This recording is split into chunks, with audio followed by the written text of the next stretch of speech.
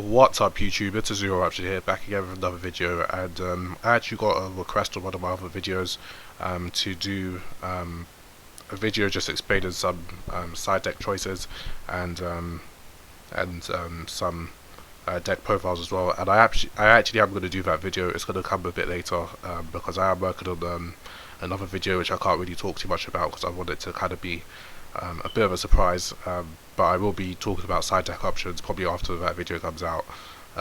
So this video is mostly going to be about Reaper and the different ways which you can play it, and there are only really two ways which I really know of which you can play Reaper.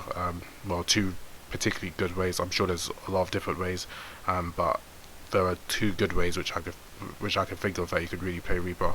And this is sort of like a template for Reaper, and if you're trying to build the deck for yourself, I would recommend you start off here.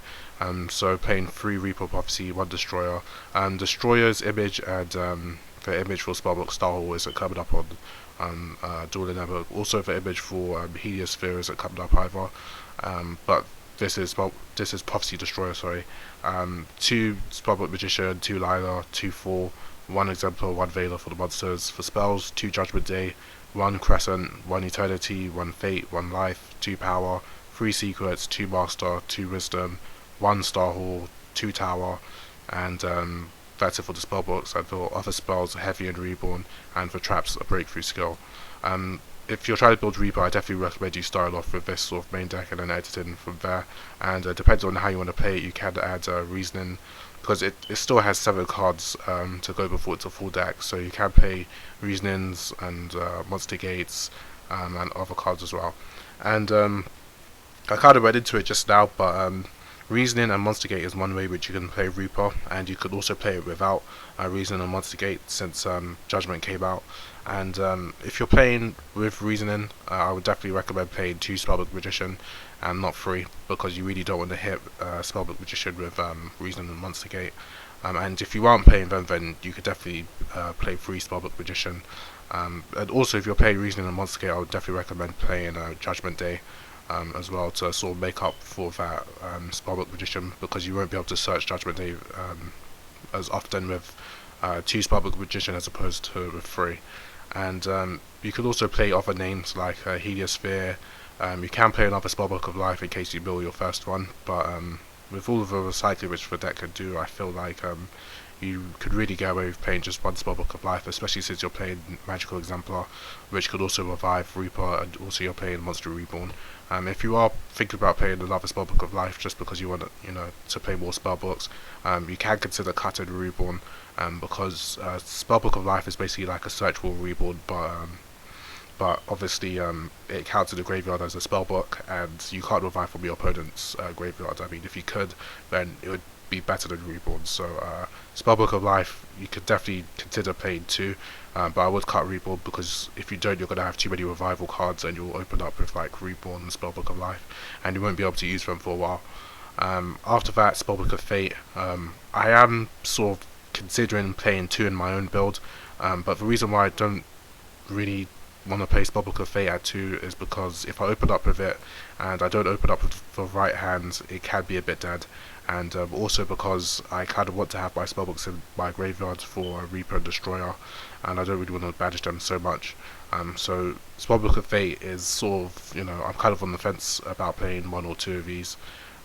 You could also play Spellbook Organization. This is just a really quick and easy to use spellbook which you could get into your deck. And also, if you're playing cards like Hand Destruction and well, not so much Card Destruction, well, Card Destruction in some situations, but mostly Hand Destruction.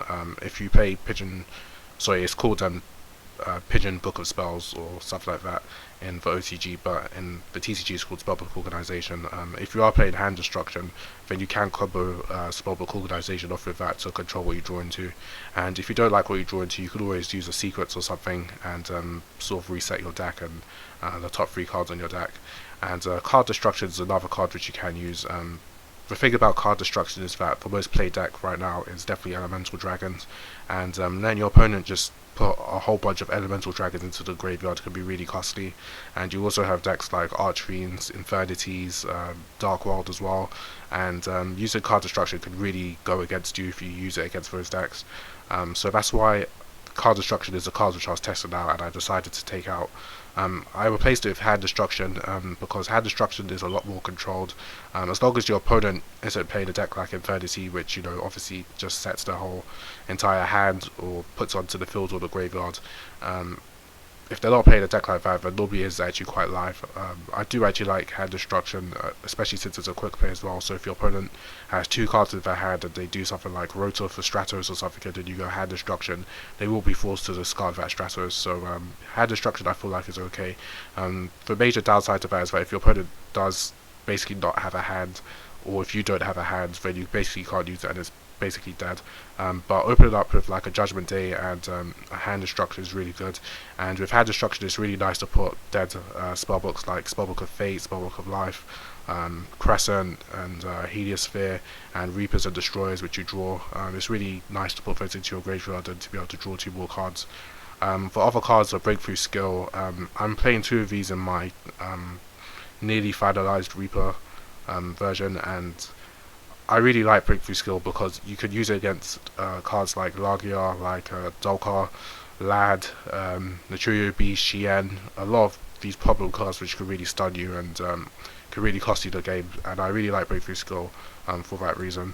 Raikou is a card which you could consider maiden. I do prefer to side Raikou. I actually side 3 in my Reaper build, and this is mainly just for like Dino Rabbit and 6 Sands and decks like that. But in particular, it's against Evil Swarm, because they can make an Ophion, and Ophion, well, not Vers. Evil Swarm is definitely one of the hardest matchups for Reaper, and Raikou really helps out there, and it's also good for hitting cards like Macro and Defissure, which your opponent might have face up on the field. And the good thing about Raikou is that you'll get to mill 3 cards. So it basically allows you to catch up on any mills which you weren't able to do because your opponent had Macro or Defissure up on the field before. And you could also consider playing or sided Charge. You could maybe side 2 Raikou and side a Charge, but the problem is that Raikou's big use is in getting rid of Macro, and you won't be able to use Macro with so you won't be able to use Charge with Macro face up on the field. And the last 2 cards are Deck Devastation Virus and Eradicator. These 2 cards could really win games by themselves. I actually side Eradicator, but maining Eradicator is something which you can consider, and Deck Devi as well. I mean, this mostly depends on the meta, and if the meta is full of decks like Wind-Ups and decks with low attack monsters, then definitely you could consider making Deck Devastation Virus, or at least sided it. And Eradicator, I mean, it's pretty dead against, well, it's not dead because you can use it against elemental dragons, and they do play like Gold Sark, that draw card, 7 sword something. Also they play Super Rejuvenation, I think. So you have got some targets even in some of the worst matchups, but I feel like these are probably best sided. So I hope you enjoyed this video, guys. I will be making, well, I can't really say what I'm going to be making, but I'm going to be making another video which I hope you enjoy. And this is Zero Option signing out, and I hope you have a nice day.